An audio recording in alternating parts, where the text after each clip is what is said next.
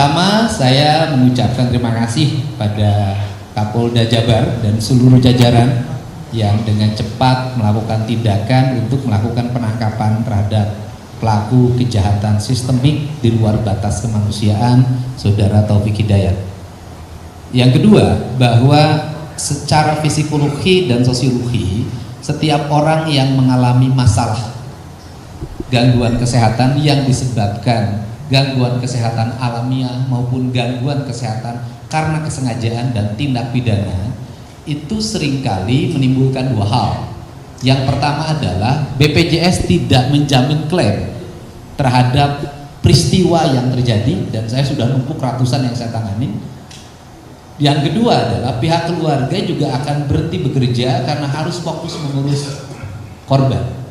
Terhadap kedua hal itu, setelah saya datang ke sana dan saya tidak sanggup untuk bertemu. Saya begitu melihat, tadinya sudah gagah pengen ngelihat, pengen ngajak ngobrol, tapi begitu di pintu saya mundur dan minta Bu Doksis untuk ngobrol. Bu Doksis ternyata lebih laki-laki dibanding saya. Kemudian dari situ Pemda Provinsi Jawa Barat sudah memutuskan, pertama, bahwa terhadap korban dijamin seluruh pelayanan kesehatannya sampai sembuh. Berdasarkan catatan keuangan yang saya miliki hari ini, maka dibutuhkan dalam 2 minggu ini sebesar 1 miliar rupiah, dan kami menyiapkannya. Tidak usah lagi cari donasi ke sana kemari, tetapi yang berdonasi dipersilahkan untuk membantu kehidupan keluarganya dan masa depan korban.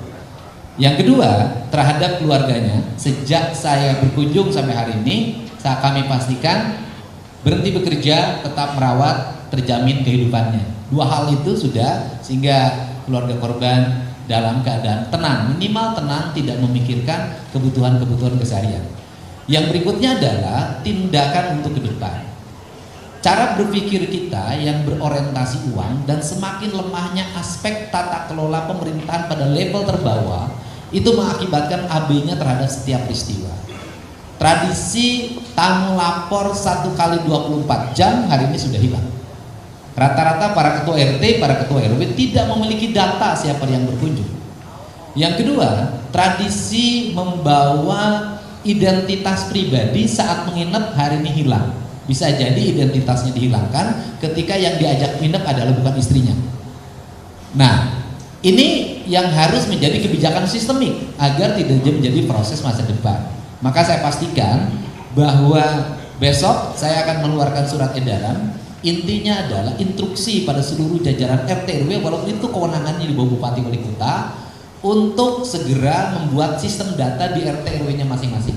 Setiap pemilik kos, rumah kontrakan, setiap orang datang ke situ harus difoto, dilampirkan KTP-nya, disetorkan ke sistem data yang ada di RT dan RW. Ini akan memudahkan, karena bukan hanya persoalan ini, persoalan kejahatan terorisme segala macam bisa terjadi karena dan sering ditangkap di tempat-tempat kontrakan. Ini kan penting.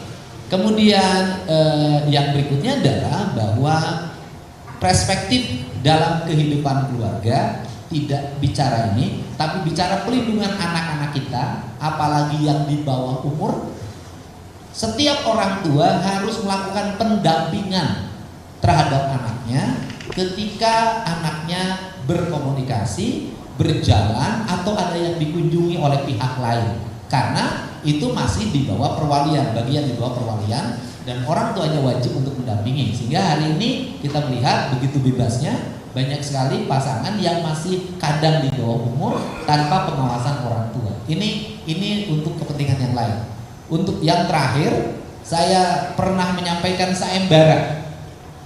Siapa yang bisa melihat wajahnya melaporkan Saudara Taufik Hidayat akan dikasih 250 juta.